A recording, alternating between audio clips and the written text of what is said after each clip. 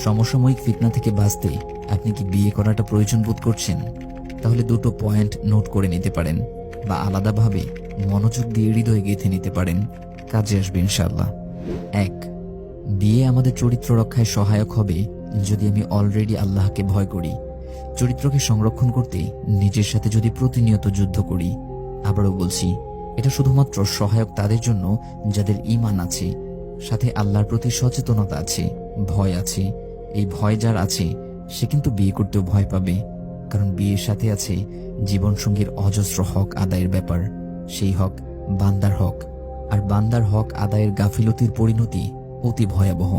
আল্লাহকে যারা ভয় করে তাই তারা বিয়ের আগে পড়াশোনা করে সবকিছু জেনে নেয়, নিজের চরিত্র আখলাককে সংশোধন করার চেষ্টা করে, চিন্তা করে বুঝে নেওয়ার চেষ্টা করে সে আসলেই একটা মানুষের দায়িত্ব নেওয়ার যোগ্য কিনা, একটা মানুষের দেখাশোনা করে ভরণ পোষণ দেওয়ার পাশাপাশি তাকে আগলে রাখার মতো যথেষ্ট পৌরসত্ব কিংবা গায়রত তার আছে কিনা।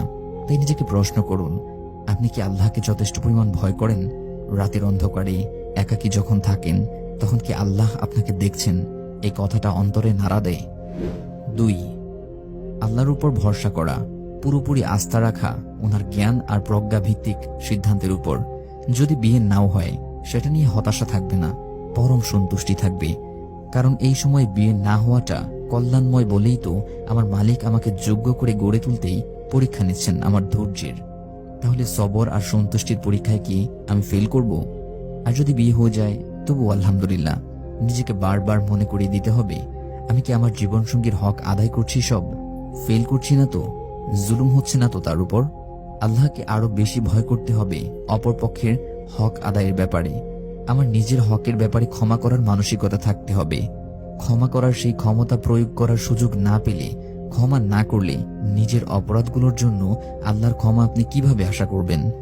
আপনি যদি নারী হন এবং এর মধ্যে বিবাহিত হয়ে থাকেন, তাহলে নিজেকে প্রশ্ন করা উচিত, আমার জীবনসাথী কি ফেরাউনের মতো খারাপ, যার কারণে আমি নামাজ রোজা এগুলো করতেও ভয় পাই?